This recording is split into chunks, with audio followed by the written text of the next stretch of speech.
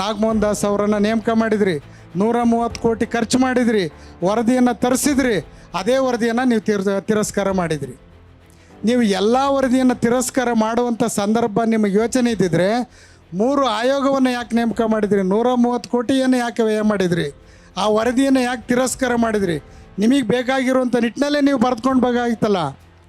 ನಿಮಗೆ ಹೆಂಗೆ ಬೇಕೋ ಹಂಗೆ ಬರೆದುಕೊಂಡು ಇದೇ ಆದೇಶ ಅಂತೇಳಿ ಹೇಳಿದರೆ ನಾವು ಅದಕ್ಕೆ ಮಾತಾಡ್ತಿದ್ವು. ಅದು ಮುಂದಿನ ಕ್ರಮ ನಾವು ತೀರ್ಮಾನ ಮಾಡ್ತಿದ್ವಿ. ನಮ್ಮ ಸಮುದಾಯಕ್ಕೆ ಒಂದು ಸ್ಪಷ್ಟನೆಯನ್ನು ಕೊಟ್ಬಿಡಿ. ನಿಮ್ಮ ಸಮುದಾಯದ ಒಂದು ಪರಿಸ್ಥಿತಿ, ನೀವು ನತದೃಷ್ಟರು, ನೀವು ಹೀಗೆ ಇರಬೇಕನ್ನುವಂಥ ಪರಿಸ್ಥಿತಿ ಏನಾದರೂ ನಿಮ್ಮ ಮನಸ್ಸಿನಲ್ಲಿ ಏನಾದರೂ ಇತ್ತು ಅಂತ ಹೇಳಿದ್ರೆ ನಮ್ಮ ಹಣೆ ಬರ ನಾವು ಹೋರಾಟ ಮಾಡ್ತೀವೋ ಏನೋ ಮಾಡ್ತೀವೋ ಅಂತೇಳಿ ಹೀಗೆ ಇದ್ಬಿಡ್ತೀವಿ.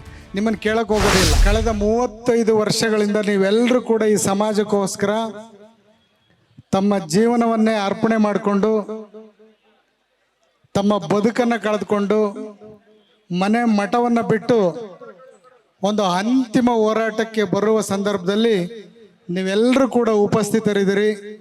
ನಿಮ್ಮೆಲ್ಲರಿಗೂ ಕೂಡ ಶರಣಾರ್ಥಿಗಳನ್ನು ಸಲ್ಲಿಸಿ ಒಳ ಮೀಸಲಾತಿ ಜಾರಿ ಆಗಬೇಕು ಅಂಥೇಳಿ ಭಾಳಷ್ಟು ಜನ ನಮ್ಮ ಮುಖಂಡರುಗಳು ಬದುಕನ್ನು ಕಳೆದುಕೊಳ್ಳಲಿಲ್ಲ, ಅನೇಕರು ಪ್ರಾಣವನ್ನು ಕಳೆದುಕೊಂಡ್ರು. ಹುಬ್ಬಳ್ಳಿಯಲ್ಲಿ ಒಂದು ಸಮಾವೇಶ ನಡಿಬೇಕಾದ್ರೆ ಒಳ ಮೀಸಲಾತಿ ಜಾರಿ ಆಗುತ್ತೆ ಅನ್ನುವಂಥ ಆಸೆಯಲ್ಲಿ ಬಾಗೇವಾಡಿಯಿಂದ ಬರುವಂಥ ನಮ್ಮ ಸಮುದಾಯದ ಮುಖಂಡರುಗಳು 7 ಜನ ಸಾವನ್ನಪ್ಪಿದ್ರು ಒಮ್ಮೆಲೆ. ಅಂತಹ ನೂರಾರು ಜನರು ತಮ್ಮ ಬದುಕನ್ನು ಕಳೆದುಕೊಂಡು ತ್ಯಾಗವನ್ನು ಮಾಡಿದ್ದಾರೆ. ಈ ದೇಶಕ್ಕೆ ಸ್ವಾತಂತ್ರ್ಯ ಕೊಡಬೇಕಾದ್ರೆ 100 ವರ್ಷಗಳ ಅವಧಿಯಲ್ಲಿ ಕೋಟ್ಯಾಂತರ ಜನ ತಮ್ಮ ಪ್ರಾಣವನ್ನೇ ತ್ಯಾಗ ಮಾಡಿ ಬದುಕನ್ನು ಕಳೆದುಕೊಂಡ್ರು. ಹಾಗೆಯೇ ಮತ್ತೊಮ್ಮೆ 2ನೇ ಹಂತದ ಸ್ವಾತಂತ್ರ್ಯವನ್ನು ಮಾದಿಗ ಸಮುದಾಯ ಮತ್ತು ಮಾದಿಗ ಸಂಬಂಧಿತ ಸಮುದಾಯದವರು ಮತ್ತೊಮ್ಮೆ 2ನೇ ಸ್ವಾತಂತ್ರ್ಯವನ್ನು ಪಡಿಬೇಕಾದ್ರೆ 35 ವರ್ಷಗಳ ಕಾಲ ಬೇಕಾಯಿತು. ಇನ್ನೂ ಕೂಡ ಅಂತಿಮ ಹಂತಕ್ಕೆ ಬಂದ್ವಿ. ಆದರೆ ಕೊನೆಯ ಕ್ಷಣದಲ್ಲಿ ಅನೇಕ ಕಾರಣದ ಕೈಗಳ ಕೆಲಸದಿಂದ ನಮಗೆ ಸಿಗಬೇಕಾಗಿರುವಂಥ ಪಾಲು ಸಿಕ್ಕಿಲ್ಲ ಅನ್ನುವಂಥ ಒಂದು ನೋವಿನ ಮಾತಿನಲ್ಲಿ ಈ ಹೋರಾಟಕ್ಕೆ ನಾವೆಲ್ಲರೂ ಕೂಡ ಸಾಕ್ಷಿಯಾಗಿದ್ದೀವಿ. ಭಾಳ ಮುಖ್ಯವಾಗಿ ಭಾಳಷ್ಟು ಜನ ಮಾತನಾಡೋರಿದ್ದಾರೆ. ನಾವು ಒಂದು ಮಾತನ್ನು ನಮ್ಮ ಸರ್ಕಾರಕ್ಕೆ ನಾನು ಮನವಿಯನ್ನು ಮಾಡ್ತಿದ್ದೀನಿ. ನಮ್ಮ ಪಕ್ಕದ ತೆಲಂಗಾಣದಲ್ಲಿ ಈಗಾಗಲೇ ಒಳ ಮೀಸಲಾತಿ ಜಾರಿಯಾಗಿದೆ, ಆಂಧ್ರದಲ್ಲಿ ಜಾರಿಯಾಗಿದೆ, ಪಂಜಾಬ್ನಲ್ಲಿ ಜಾರಿಯಾಗಿದೆ. ಈ 3 ರಾಜ್ಯಗಳಲ್ಲಿ ಜಾರಿಯಾಗದಂಥ ಸಂದರ್ಭದಲ್ಲಿ ಆಗದೇ ಇರುವಂಥ ಕಾನೂನಿನ ತೊಡಕು ಕರ್ನಾಟಕದಲ್ಲಿ ಮಾತ್ರ ಯಾಕೆ ಕಾನೂನಿನ ತೊಡಕು ಬರುತ್ತೆ ಅನ್ನುವಂಥ ಪ್ರಶ್ನೆಯನ್ನು ನಿಮ್ಮ ಮುಂದೆ ಇಡಬೇಕಾಗುತ್ತೆ ಅನ್ನುವಂಥದ್ದು. ನಮ್ಮ ನಿರೂಪಕರು ಈಗಾಗಲೇ ಅಂಬಣ್ಣವ್ರು ಹೇಳ್ತಾ ಇದ್ದರು, ನಮ್ಮ ಸಮುದಾಯದ ಎಡ ಮತ್ತು ಬಲ ಸಹೋದರರಿಬ್ಬರು ಕೂಡ ಪರಿಶಿಷ್ಟ ಜಾತಿಯ ಕಾಂಗ್ರೆಸ್ ಸಮಾವೇಶವನ್ನು ಚುನಾವಣೆಗಿಂತ ಮುಂಚೆ ಚಿತ್ರದುರ್ಗದಲ್ಲಿ ಬೃಹತ್ ಪ್ರಮಾಣದ ಸಮಾವೇಶವನ್ನು ಮಾಡಿದ್ರಿ. ಆ ಸಮಾವೇಶದಲ್ಲಿ ನೀವು ಮಾತನ್ನೇನು ಕೊಟ್ರಿ ಅಂತ ಹೇಳಿದ್ರೆ, ನಾವು ಅಧಿಕಾರಕ್ಕೆ ಬಂದ ಮೊದಲನೇ ಕ್ಯಾಬಿನೆಟ್ನಲ್ಲೇ ಮಾದಿಗ ಸಂಬಂಧಿತ ಮತ್ತು 101 ಸಮುದಾಯದ ಎಲ್ಲರಿಗೂ ಕೂಡ ಸಾಮಾಜಿಕ ನ್ಯಾಯ ಸಿಗಬೇಕನ್ನುವಂಥ ನಿಟ್ಟಿನಲ್ಲಿ ನಾವು ಒಳ ಮೀಸಲಾತಿ ಜಾರಿಗೆ ಕ್ರಮವನ್ನು ಕೈಗೊಳ್ತೀವಿ ಅಂತೇಳಿ ಭರವಸೆಯನ್ನು ಕೊಟ್ರಿ, ಮಾತನ್ನು ಕೊಟ್ರಿ. ಆದರೆ ಆ ಮಾತನ್ನು ಈಡೇರಿಸೋದಕ್ಕೆ ಸರ್ಕಾರ ಬಂದು ಸುಮಾರು 3 ವರ್ಷಗಳು ಮುಕ್ತಾಯದ ಹಂತದಲ್ಲಿದ್ದರೂ ಕೂಡ ನಮ್ಮನ್ನು ಈ ಬಿಸಿಲಿನಲ್ಲಿ ಒಳಗ್ತಾ ಇದ್ದೀರಿ ಅಂತ ಹೇಳಿದ್ರೆ ನಮ್ಮ ಮೇಲೆ ನಿಮಗೆ ಯಾಕೆ ಕರುಣೆ ಬರ್ತಾ ಇಲ್ಲ ಅನ್ನೋಂಥ ಪ್ರಶ್ನೆಯನ್ನು ಇಡಬೇಕಾಗುತ್ತೆ. ರಾಜ್ಯದ ಮುಖ್ಯಮಂತ್ರಿಗಳು ಹಿಂದುಳಿದ ವರ್ಗದ ನಾಯಕರು, ಶೋಷಿತ ಸಮುದಾಯದ ನಾಯಕರು, ಐತಿಹಾಸಿಕ ದಾಖಲೆಯನ್ನು ಮಾಡಿದಂಥವರು, ಹಣಕಾಸು ಮಂತ್ರಿಯಾಗಿ ದಾಖಲೆಯನ್ನು ಮಾಡಿದಂಥವರು, ಇಡೀ ದೇಶದಲ್ಲಿ ಹಿಂದುಳಿದ ವರ್ಗದ ನಾಯಕ ಅಂತ ಹೇಳಿದ್ರೆ ಸಿದ್ದರಾಮಯ್ಯನವರು. ನಿಮಗೆ ನಾವು ಈ ನಮ್ಮೆಲ್ಲ ಸಮುದಾಯದವರ ಸಂದರ್ಭದಲ್ಲಿ ನಿಮ್ಮೆಲ್ಲರ ಪರವಾಗಿ ಮತ್ತೊಮ್ಮೆ ಮನವಿಯನ್ನು ಮಾಡ್ತಿದ್ದೀವಿ. ಇವತ್ತು ನಾವು ಭಾಳ ನಿರೀಕ್ಷೆ ಇಟ್ಕೊಂಡಿದ್ವಿ. ನೀವು ಇವತ್ತು ಸಂಜೆ ಕ್ಯಾಬಿನೆಟನ್ನು ಕರಿತೀರಿ, ಇವತ್ತು ಕ್ಯಾಬಿನೆಟ್ ಕರೆದು ನಮ್ಮ ಬೇಡಿಕೆಯನ್ನು ಈಡೇರಿಸೋದಕ್ಕೆ ಕ್ರಮ ಕೈಗೊಳ್ತೀವಿ ಅಂಥೇಳಿ ನಾವು ಭಾಳಷ್ಟು ಭರವಸೆಯನ್ನು ಇಟ್ಕೊಂಡಿದ್ವಿ. ಆದರೆ ನಮ್ಮ ಭರವಸೆಗೆ ತಣ್ಣೀರು ಹರಿಸಿದ್ರು ಬಿಸಿನೀರು ಹರಿಸಿದ್ರು ಗೊತ್ತಿಲ್ಲ. ಇದ್ದಕ್ಕಿದ್ದಂಗೆ ನಿಮ್ಮ ಕ್ಯಾಬಿನೆಟನ್ನು ಈ ಮೀಸಲಾತಿಗೋಸ್ಕರ 15 ದಿನ ಮುಂದಕ್ಕೆ ಹಾಕಿದ್ರಿ. ಯಾಕೆ ಅಂಥೇಳಿ ನಮ್ಮ ಜನರ ಪ್ರಶ್ನೆ. ಯಾಕೆ ಇಷ್ಟು ದಿನ 2 ವಾರಗಳ ಕಾಲ ಮುಂದೆ ಹಾಕಿದ್ರಿ ಅಂಥೇಳಿ. ನೀವು ತೀರ್ಮಾನ ಕೈಗೊಳ್ಳೋದಕ್ಕೆ 1 ದಿವಸ ಸಾಕು. ನಿಮಗೆ ಇಷ್ಟ ಇಲ್ಲ ಅಂತ ಹೇಳಿದ್ರೆ ನಮ್ಮ ಸಮುದಾಯಕ್ಕೆ ಒಂದು ಸ್ಪಷ್ಟನೆಯನ್ನು ಕೊಟ್ಬಿಡಿ. ನಿಮ್ಮ ಸಮುದಾಯದ ಒಂದು ಪರಿಸ್ಥಿತಿ, ನೀವು ನತದೃಷ್ಟರು, ನೀವು ಹೀಗೆ ಇರಬೇಕನ್ನುವಂಥ ಪರಿಸ್ಥಿತಿ ಏನಾದರೂ ನಿಮ್ಮ ಮನಸ್ಸಿನಲ್ಲಿ ಏನಾದರೂ ಇತ್ತು ಅಂತ ಹೇಳಿದ್ರೆ ನಮ್ಮ ಹಣೆ ಬರ ನಾವು ಹೋರಾಟ ಮಾಡ್ತೀವೋ ಏನೋ ಮಾಡ್ತೀವೋ ಅಂತೇಳಿ ಹೀಗೆ ಇದ್ದು ಬಿಡ್ತೀವಿ, ನಿಮ್ಮನ್ನು ಕೇಳೋಕೆ ಹೋಗೋದಿಲ್ಲ. ಆದರೆ ಒಂದು ಕಡೆ ನೀವು ಈ ನಮ್ಮ ಬೇಡಿಕೆಯನ್ನು ಈಡೇರಿಸ್ತೀವಿ ಅಂತ ಹೇಳ್ತೀರಿ, ಮತ್ತೊಂದು ಕಡೆ ಮುಂದಾಗ್ತಾನೆ ಬರ್ತೀರಿ. ಆದರೂ ಕೂಡ ಈ ಸಂದರ್ಭದಲ್ಲಿ ನಾವು ಏನು ಈಗ ನೇಮಕಾತಿಗೆ ಆದೇಶವನ್ನು ಹೊಡಿಸಿದ್ರೆ 56,000 ಚಿಲ್ಲರ, ಈ ಸಂದರ್ಭದಲ್ಲಿ ನಮ್ಮ ಮುಖಂಡರುಗಳು ಯಾರು ಕೂಡ ಭಾಳಷ್ಟು ಜನ ವೇದಿಕೆ ಮೇಲೆ ಕುಳಿತುಕೊಂಡಿದ್ದಾರೆ. ನೀವು ಅದನ್ನು ನಿಲ್ಲಿಸಿ ಅಂತೇಳಿ ನಮ್ಮವ್ರು ಯಾರ ಬಾಯಲ್ಲೂ ಕೂಡ ಬರ್ತಾ ಇಲ್ಲ. ಯಾಕೆ ಅಂತ ಹೇಳಿದ್ರೆ ಕೇವಲ ನಮ್ಮ ಸಮುದಾಯಗಳ ಅಭ್ಯರ್ಥಿಗಳ ಭವಿಷ್ಯ ಅದರಲ್ಲಿ ಅಡಗಿಲ್ಲ, ಎಲ್ಲ ಸಮುದಾಯದವರ ಭವಿಷ್ಯ ಆ ಒಂದು ನೇಮಕಾತಿಯಲ್ಲಿ ಅಡಗಿರೋದ್ರಿಂದ ಅವ್ರು ಯಾರಿಗೂ ಕೂಡ ತೊಂದರೆ ಆಗಬಾರ್ದು ಅನ್ನೋ ಕಾರಣಕ್ಕೆ ನಮ್ಮೆಲ್ಲ ಮುಖಂಡರುಗಳು ಮೌನ ವಹಿಸಿ ಕುಳಿತಿದ್ದಾರೆ. ಹಾಗೆ ಇತರೆ ಸಮುದಾಯಗಳವರ ಒಂದು ಹಿತದೃಷ್ಟಿಯನ್ನು ಕಾಯುವಂಥ ನಮ್ಮ ಸಮುದಾಯದವರ ಮೇಲೆ ನೀವು ಹೆಚ್ಚು ವಕ್ರದೃಷ್ಟಿಯನ್ನು ಬಿಟ್ಟರೆ ಬಹುತೇಕ ಈಗ ಉದ್ಯಾನವನದಿಂದ ಅದು ವಿಧಾನಸೌಧಕ್ಕೆ ಶಿಫ್ಟ್ ಆಗುವಂಥ ಒಂದು ಆಲೋಚನೆಯನ್ನು ನಮ್ಮ ಮುಖಂಡರುಗಳು ಮಾಡ್ತಾರೆ.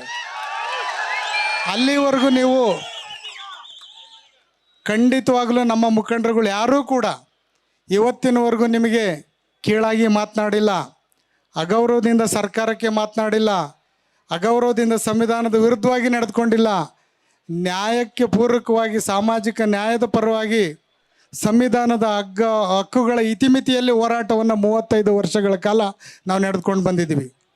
ಆದರೆ ಇಂಥ ಸಂದರ್ಭದಲ್ಲಿ ನಮ್ಮ ತಾಳ್ಮೆಯನ್ನು ನೀವು ಪರೀಕ್ಷೆ ಮಾಡಿದರೆ ಬಹುತೇಕ ಮಾದಿಗರು ನೀವು ಅಂದ್ಕೊಂಡು ಬಿಟ್ಟಿದ್ದೀರಿ 101 ಸಮುದಾಯಗಳಲ್ಲಿ ಮಾದಿಗರೇ ಒಂದು, ಇನ್ನು 100 ಜಾತಿಗಳು ಒಂದು ಕಡೆ ಇದಾವೆ ಅಂಥೇಳಿ. ಹಾಗಿಲ್ಲ, ಮಾದಿಗರ ಜೊತೆ 16 ಸಮುದಾಯಗಳು ಅಧಿಕೃತವಾಗಿದ್ದರೆ ನಮ್ಮನ್ನು ಹೊರಗಡೆ ಸಮುದಾಯದವರು ಬೆಂಬಲ ಮಾಡುವಂಥವರು ನಮಗೆ ದೂರವಾಣಿಯಲ್ಲಿ ಎಲ್ಲರೂ ಕೂಡ ಆಶೀರ್ವಾದ ಮಾಡ್ತಾ ಇದ್ದಾರೆ. ಅವರೆಲ್ಲರಿಗೂ ಈಗ ಒಂದು ಭಾವನೆ ಬಂದಿದೆ, ಏನಪ್ಪ ಮಾದಿಗರಿಗೆ ತುಂಬ ಅನ್ಯಾಯ ಆಗ್ತಿದೆ, ಸರ್ಕಾರಕ್ಕೆ ಗೊತ್ತಾಗ್ತಿಲ್ವಾ ಅಂತೇಳಿ ಹೇಳ್ತಿದ್ದಾರೆ. ಸರ್ಕಾರಕ್ಕೆ ಯಾವ ರೀತಿ ಮನವರಿಕೆ ಮಾಡಬೇಕನ್ನುವಂಥದ್ದನ್ನು ಇತರೆ ಸಮುದಾಯದವರು ನಮಗೆ ಅನುಕಂಪವನ್ನು ವ್ಯಕ್ತಪಡಿಸ್ತಾ ಇರುವಂಥ ಸಂದರ್ಭದಲ್ಲಿ ಆಳುವ ಜಾಗದಲ್ಲಿರುವಂಥ ನಿಮಗೆ ಯಾಕೆ ಅರ್ಥ ಆಗ್ತಿಲ್ಲ ಅಂಥೇಳಿ ನೀವೇ ನೇಮಕ ಮಾಡಿದ್ರಿ. ಸದಾಶಿವ ಆಯೋಗಕ್ಕೆ ನೀವೇ ದುಡ್ಡು ಕೊಟ್ರಿ, ವರದಿಯನ್ನು ತರಿಸಿದ್ರಿ, ಅದನ್ನು ತಿರಸ್ಕಾರ ಮಾಡಿದ್ರಿ. ಮತ್ತೊಂದು ಸರ್ಕಾರ ಬಂತು, ಸಬ್ ಕಮಿಟಿ ಮಾಡ್ತು, ಅದರಲ್ಲಿ ಹೆಚ್ಚಿನ ಪ್ರಮಾಣ ಮಾಡಿ ಯಾವುದೇ ಸಮುದಾಯದವ್ರಿಗೆ ಅನ್ಯಾಯ ಆಗಬಾರ್ದು ಅಂಥೇಳಿ ಅದರಿಂದ ವರದಿ ತರಿಸಿದ್ರಿ, ಅದನ್ನು ತಿರಸ್ಕಾರ ಮಾಡಿದ್ರಿ. ಆ ಎರಡೂ ಸಮಿತಿಗಳು ಹೋಗಲಿ, ನಾವು ಹೊಸದಾಗಿ ಅಧಿಕೃತವಾಗಿ ಆಯೋಗವನ್ನು ಮಾಡ್ತೀವಿ, ಆ ವರದಿ ಬಂದ ನಂತರ ಅದನ್ನು ಜಾರಿಗೊಳಿಸ್ತೀವಿ ಅಂತೇಳಿ ಅಧಿಕೃತವಾಗಿ ಈ ಸರ್ಕಾರದವರು ಮುಖ್ಯಮಂತ್ರಿ ಸಿದ್ದರಾಮಯ್ಯನವರ ನೇತೃತ್ವದಲ್ಲಿ ಹೇಳಿದ್ರಿ. ಅದಕ್ಕೆ ನಾವು ಒಪ್ಕೊಂಡಿವಿ. ನಾಗಮೋಹನ್ ದಾಸ್ ಅವರನ್ನು ನೇಮಕ ಮಾಡಿದ್ರಿ, 130 ಕೋಟಿ ಖರ್ಚು ಮಾಡಿದ್ರಿ, ವರದಿಯನ್ನು ತರಿಸಿದ್ರಿ, ಅದೇ ವರದಿಯನ್ನು ನೀವು ತಿರಸ್ಕಾರ ಮಾಡಿದ್ರಿ. ನೀವು ಎಲ್ಲ ವರದಿಯನ್ನು ತಿರಸ್ಕಾರ ಮಾಡುವಂಥ ಸಂದರ್ಭ ನಿಮಗೆ ಯೋಚನೆ ಇದ್ದಿದ್ರೆ 3 ಆಯೋಗವನ್ನು ಯಾಕೆ ನೇಮಕ ಮಾಡಿದ್ರಿ? 130 ಕೋಟಿಯನ್ನು ಯಾಕೆ ವ್ಯಯ ಮಾಡಿದ್ರಿ? ಆ ವರದಿಯನ್ನು ಯಾಕೆ ತಿರಸ್ಕಾರ ಮಾಡಿದ್ರಿ? ನಿಮಗೆ ಬೇಕಾಗಿರುವಂಥ ನಿಟ್ಟಿನಲ್ಲೇ ನೀವು ಬರೆದುಕೊಂಡು ಬೇಕಾಗಿತ್ತಲ್ಲ. ನಿಮಗೆ ಹೆಂಗೆ ಬೇಕೋ ಹಂಗೆ ಬರೆದುಕೊಂಡು ಇದೇ ಆದೇಶ ಅಂತೇಳಿ ಹೇಳಿದರೆ ನಾವು ಅದಕ್ಕೆ ಮಾತಾಡ್ತಿದ್ವು, ಅದು ಮುಂದಿನ ಕ್ರಮ ನಾವು ತೀರ್ಮಾನ ಮಾಡ್ತಿದ್ವಿ. ಈ ದೇಶದಲ್ಲಿ ಕಾನೂನಿದೆ, ಸಂವಿಧಾನ ಇದೆ, ಪ್ರಜಾಪ್ರಭುತ್ವ ವ್ಯವಸ್ಥೆ ಇದೆ. ನಮ್ಮ ಹಕ್ಕುಗಳನ್ನು ಪಡೆಯುವಂಥ ಸಂದರ್ಭಕ್ಕೆ ನಮಗೆ ಪಡೆಯುವಂಥ ಹೋರಾಟಕ್ಕೆ ನಮ್ಮ ಕೆಚ್ಚಿದೆ, ನಮಗೆ ಶಕ್ತಿನೂ ಇದೆ. ಇಂಥ ಸಂದರ್ಭದಲ್ಲಿ ನಮ್ಮ ಸರ್ಕಾರಕ್ಕೆ ಭಾಳ ಮಹತ್ತರವಾಗಿರುವಂಥ ಈ ಒಂದು ಐತಿಹಾಸಿಕ ಸಮಾವೇಶದಲ್ಲಿ ನಮ್ಮ ಹುಡುಗರು ಭಾಳಷ್ಟು ಜನ ಚಾಮರಾಜನಗರದಿಂದ ಪಾದಯಾತ್ರೆ ಮಾಡಿದ್ದಾರೆ, ಮೈಸೂರಿನಿಂದ ಪಾದಯಾತ್ರೆ ಮಾಡಿದ್ದಾರೆ, ನಮ್ಮ ಸ್ವಾಮೀಜಿಗಳೊಬ್ಬರು ಹರಿಹರದಿಂದ ಪಾದಯಾತ್ರೆ ಮಾಡ್ತಾ ಇದ್ದಾರೆ, ನೆನ್ನೆ ಕಲಬುರಗಿದಿಂದ ಬಂದಿದ್ದಾರೆ, ರಾಯಚೂರಿನಲ್ಲಿ ಬಂದ್ ಮಾಡಿದ್ದಾರೆ.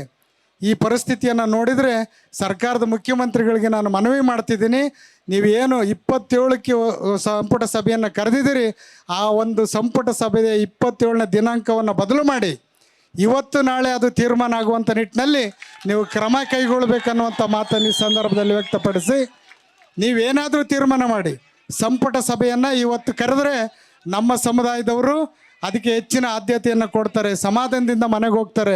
ಹಾಗಾಗಿ ಮುಖ್ಯಮಂತ್ರಿಗಳಿಗೆ ನಾನು ಮತ್ತೊಮ್ಮೆ ಈ ವೇದಿಕೆ ಮೂಲಕ ಮನವಿ ಮಾಡ್ತಾ ಇದ್ದೀನಿ, ನೀವು ಶೋಷಿತ ಸಮುದಾಯದ ನಾಯಕರಾಗಿ ನಿಮ್ಮ ಸಚಿವ ಸಂಪುಟದ ಸಹೋದ್ಯೋಗಿಗಳಿಗೆ ಮನವಿಯನ್ನು ಮಾಡಿಕೊಂಡು, ವಿಶೇಷವಾಗಿ ನಮ್ಮ ಸಮುದಾಯದ 2 ಸಚಿವರಿದ್ದಾರೆ, ಅವರ ಪ್ರಯತ್ನವನ್ನು ಕೂಡ ನಾನು ನೆನಪನ್ನು ಮಾಡಿಕೊಳ್ತೀನಿ. ಅವರು ಭಾಳಷ್ಟು ಪರಿಶ್ರಮವನ್ನು ಆಗ್ತಾ ಇದ್ದಾರೆ, ಆದರೆ ಅವರಿಗೆ ಶಕ್ತಿ ಸಾಲದು. ಇಂಥ ಸಂದರ್ಭದಲ್ಲಿ ಮುಖ್ಯಮಂತ್ರಿಗಳೇ ಇವತ್ತು ಸಂಜೆನೇ ನೀವು ಸಂಪುಟದ ಸಭೆಯನ್ನು ಕರಿಬೇಕು, ಮೀಸಲಾತಿಯ ಬಗ್ಗೆ ತೀರ್ಮಾನವನ್ನು ಕೈಗೊಳ್ಳಬೇಕು. ಅದಾಗದೇ ಇದ್ದರೆ ಮತ್ತೆ ನಮ್ಮ ಹೋರಾಟಗಾರರು ಏನು ತೀರ್ಮಾನವನ್ನು ಕೈಗೊಳ್ತಾರೆ ಅದಕ್ಕೆ ನಮ್ಮ ಇಡೀ ಸಮಾಜ ಬದ್ಧವಾಗಿರ್ತದೇನೋ ಅಂತ ಮಾತನ್ನು ಹೇಳಿ ನನ್ನ ಮಾತುಗಳು ವಿರಾಮನ ಕೊಡ್ತೇನೆ. ಎಲ್ಲರಿಗೂ ಶರಣಾರ್ಥಿ.